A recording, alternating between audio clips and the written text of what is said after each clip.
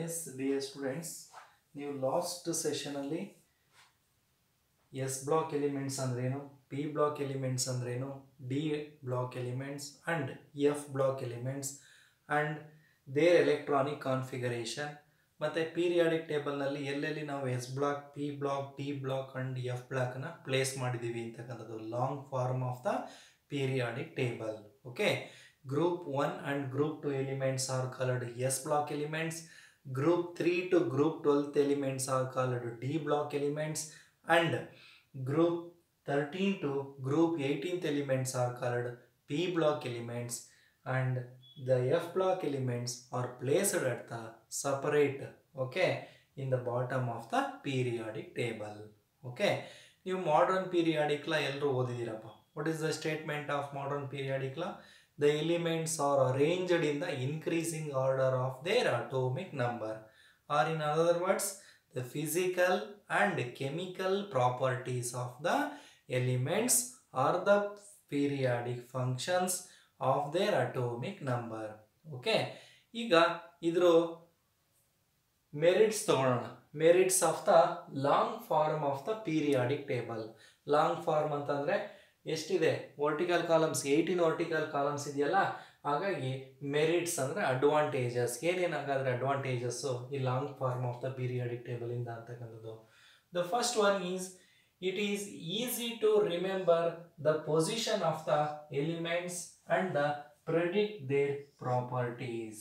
Okay, first point ಏನು ಹೇಳುತ್ತೆ ನೋಡಿ, it is easy to remember the position of the elements. ಹಾಗಾದ್ರೆ ಈ ಪೀರಿಯಾಡಿಕ್ ಟೇಬಲ್ನಲ್ಲಿ ಆ ಎಲಿಮೆಂಟ್ಸು, ಈಗ ಗ್ರೂಪ್ 1 ಎಲಿಮೆಂಟ್ಸ್ ಅಂತಂದರೆ ಆಲ್ಕಲಿ ಮೆಟಲ್ಸ್, ಗ್ರೂಪ್ 2 ಎಲಿಮೆಂಟ್ಸ್ ಅಂದರೆ ಆಲ್ಕಲೈನ್ ಅರ್ತ್ ಮೆಟಲ್ಸ್, ಗ್ರೂಪ್ 17 ಅಂದರೆ ಹ್ಯಾಲೋಜನ್ಸ್.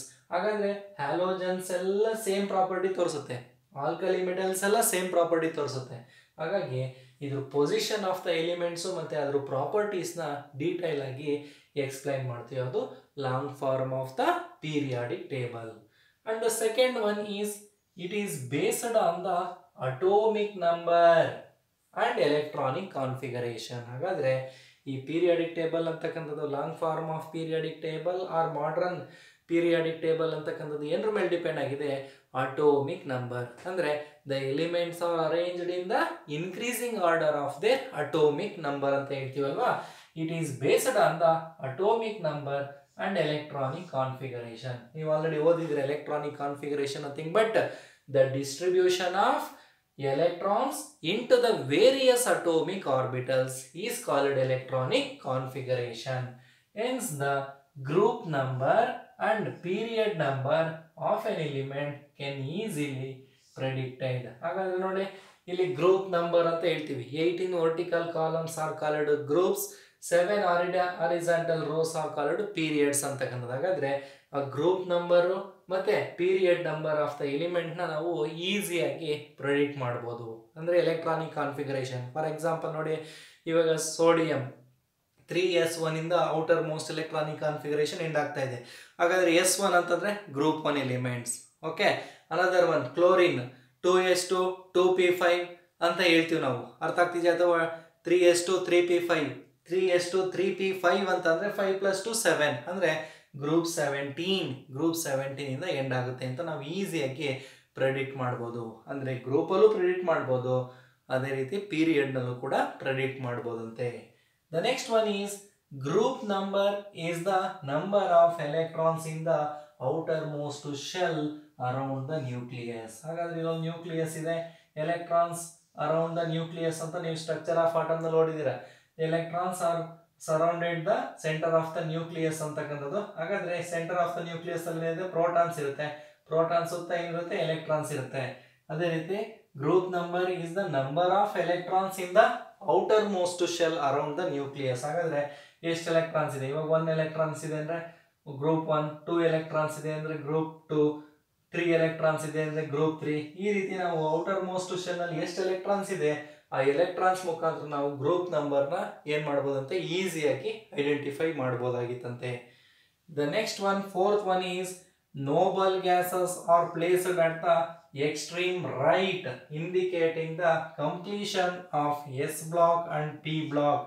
ಹಾಗಾದ್ರೆ ಈ ಒಂದು ಮಾಡರ್ನ್ ಪೀರಿಯಾಡಿಕ್ ಟೇಬಲ್ ನಲ್ಲಿ ನೋಬಲ್ ಗ್ಯಾಸಸ್ ನಾವು ಲಾಸ್ಟ್ ರೈಟ್ ಹ್ಯಾಂಡ್ ಕಾಲಮ್ ನಲ್ಲಿ ಪ್ಲೇಸ್ ಮಾಡಿದೀವಿ.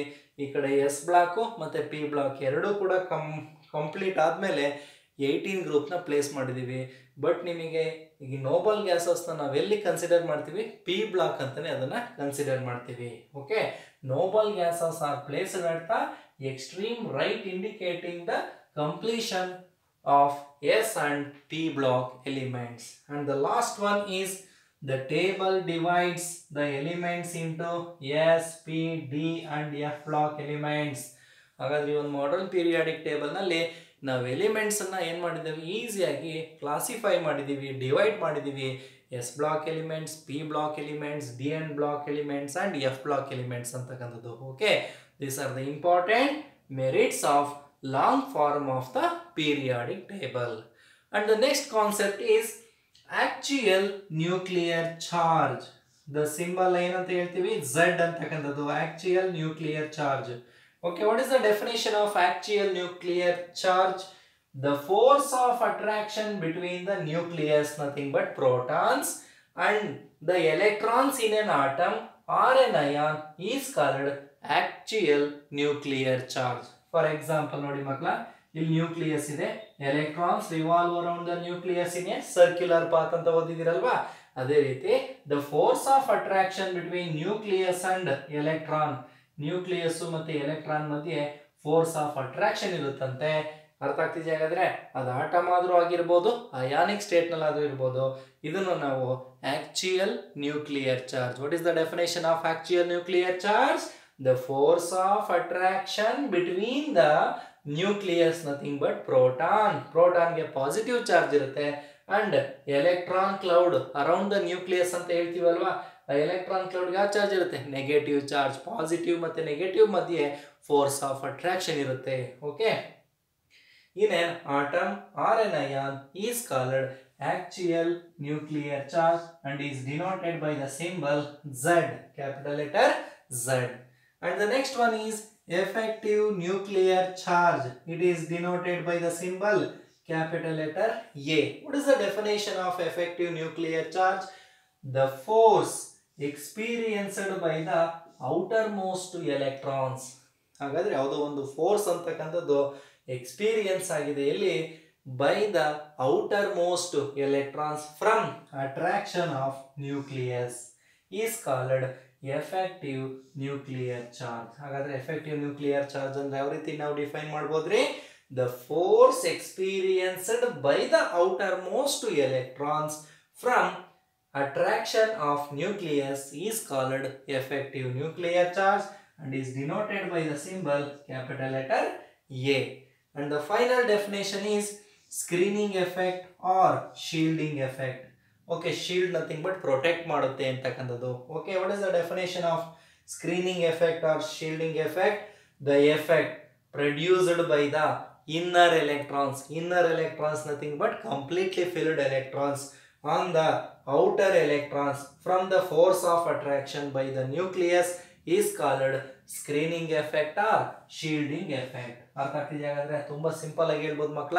What is the definition of shielding effect or screening effect ಅಂತ ಹೇಳಿದಾಗ, the inner electron tend to shield the outermost electron from the attractive force of the nucleus. For example ನೋಡಿ, ಈಗ ಇಲ್ಲಿ centre of the nucleus ಇದೆ, electron revolve around the nucleus in a circular path ಅಂತಕ್ಕಂಥದ್ದು. Okay, ಈಗ ಈ nucleus okay electron ತುಂಬಾ ಹತ್ರ ಇದ್ದಾಗ ಈ ನ್ಯೂಕ್ಲಿಯಸ್ ಫೋರ್ಸ್ ಆಫ್ ಅಟ್ರಾಕ್ಷನ್ ಇಂದ ಇದನ್ನ ಏನ್ ಮಾಡುತ್ತೆ, ಪ್ರೊಟೆಕ್ಟ್ ಮಾಡುತ್ತೆ. ಎಲೆಕ್ಟ್ರಾನ್ ಸಂಖ್ಯೆ ದೂರ ಆದಾಗ, ಎಲೆಕ್ಟ್ರಾನ್ಸ್ ಡಿಸ್ಟೆನ್ಸ್ ದೂರ ಆದಾಗ, ಅಂದ್ರೆ ನೀವು ಕಂಪ್ಲೀಟ್ಲಿ ಫಿಲ್ಡ್ ಎಲೆಕ್ಟ್ರಾನ್ಸ್, ಇದು ವೇಲೆನ್ಸ್ ಎಲೆಕ್ಟ್ರಾನ್ಸ್ ಅಂತಕ್ಕಂಥದ್ದು ಅಥವಾ ಔಟರ್ ಮೋಸ್ಟ್ ಎಲೆಕ್ಟ್ರಾನ್ಸ್. ಅಂದ್ರೆ ಇಲ್ಲಿರ್ತಕ್ಕಂಥ inner electrons outer most electrons ಏನ್ ಮಾಡುತ್ತೆ, ಪ್ರೊಟೆಕ್ಟ್ ಮಾಡುತ್ತೆ. The inner electron tend to shield the outermost electrons from the attractive force of the nucleus is called shielding effect or screening effect. Okay, ಮೂರು definition ನೋಡಿ, axial nuclear charge, effective nuclear charge and shielding effect or screening effect.